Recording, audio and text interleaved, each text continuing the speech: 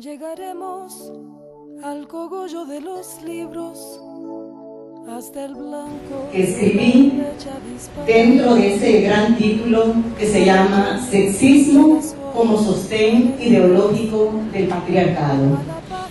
Creo yo que es importante siempre en nuestros eventos de mujeres y varones trabajar un poquito la parte conceptual, que es una forma de orientar también los procesos educativos.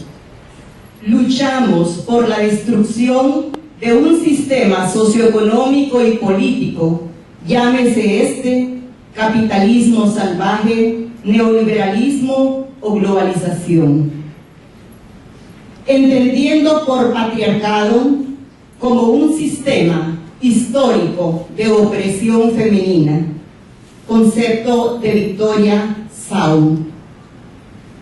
Las maneras de pensar, sentir y actuar diferenciadas por sexo, por haber nacido hembra o macho, están ligadas al poder y, como lo afirma Alda Facio, el poder de definir es el poder de conformar la cultura, es el poder de lo que es y lo que no es el poder de escoger los valores que guiarán a una determinada sociedad. Esas maneras de pensar, sentir y actuar son el resultado de los aprendizajes socializados en la casa, en la escuela, en la calle, en la religión, en la radio, la televisión y la prensa escrita. Por lo anterior, la subordinación femenina tiene como sustento la ideología patriarcal, una ideología impuesta que se vuelve falsa conciencia al hacernos creer lo que no es real. Como que vivimos en una sociedad libre, justa e igualitaria, y donde no existe la discriminación por ninguna causa. Falsa conciencia al negar la equidad de las mujeres y al definirla y verla como sujeta pasiva que le marca caminos y enajena su ser, al volverla incapaz, limitada de decidir desde la apropiación de su cuerpo y la construcción de su destino. Si bien las mujeres hemos estado envueltas en esta falsa conciencia, esta se ha roto desde el siglo XVIII y lo que va del siglo XXI. Oportuno resulta decir que el proceso de desenajenación es lo más difícil de construir, porque está arraigado desde antes de haber nacido. Esta falsa conciencia la convertimos en conciencia crítica al elaborar una ideología feminista, o lo que hoy dirían los teóricos, un imaginario social construido desde las mujeres, un pensamiento propio, crítico de la realidad social y de las mujeres, al dimensionar la subjetividad humana como importante y a desaprender lo que otros han determinado. El sexismo es uno de los pilares, es uno de los horcones, es uno de los cimientos del patriarcado.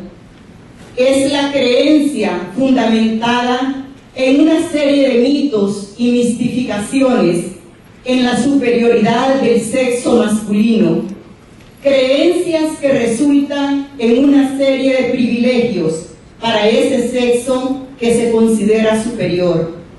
Estos privilegios descansan en mantener al sexo femenino al servicio del sexo masculino, situación que se logra haciendo creer al sexo subordinado, entre comillas, que esa es su función natural y única. Texto de Alda Facio. Ahora va lo mío. El sexismo permea todos los espacios de la vida, ámbito privado, ámbito público. La educación formal e informal no escapa al sexismo.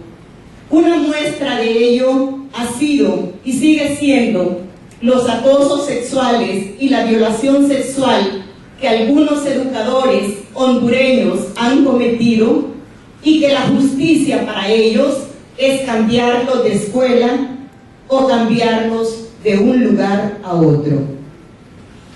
Hablar de sexismo en términos concretos, en términos prácticos, lo podemos ver en un lugar privado y al mismo tiempo un lugar público. Los sanitarios escolares, por ejemplo, son una muestra del pensamiento patriarcal respecto al cuerpo, al concepto, que tienen los estudiantes de los órganos genitales de niñas. Los grafitis y las expresiones obscenas son una muestra también de esa socialización deformada de lo que son los cuerpos y para qué sirven los cuerpos. El sexismo en las escuelas hoy día se siguen viendo en los juegos de competencia. Entre niños siguen hablando que quien llegue por último es mujer o es marica. Al igual que en la casa en cuanto a la división sexual del trabajo, igual que en el trabajo asalariado, con la misma calificación, mejores salarios para los hombres. Y también el sexismo lo encontramos en las comparaciones groseras y medio sutiles que se hacen de las mujeres en los medios de comunicación. Cuando se trata a alguien de yagualuda, de charraluda, de sucia, se está haciendo una afrenta a la condición de vestirse y de ser mujer. Hace poco vi un programa español de un señor que tendrá 80 años y entrevista a un astrónomo mexicano. Entonces están hablando de la Tierra, del deterioro de la Tierra, del ambiente, de los humanos, etcétera, ¿no? Entonces el señor mayor le dice al entrevistado que la Tierra es como aquellas señoras que ya se están, y contesta el otro, que están en la menopausia. Entonces, frente a eso, da rabia escuchar que gente tan versada en temas científicos, ¿no?, haga esas comparaciones y refiera a las mujeres de esa manera. O sea, que no corresponde. Eso es sexismo.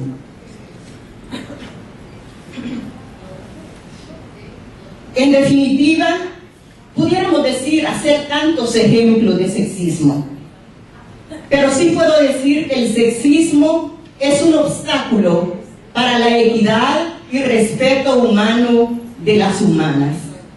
Y me refiero estrictamente a las humanas, porque para ningún varón es obstáculo tener barriga o pantorrillas delgaditas para optar a un cargo, digamos, en un banco. Pero para una chica tiene que ser joven, atractiva y bien vestida. Eso es sexismo.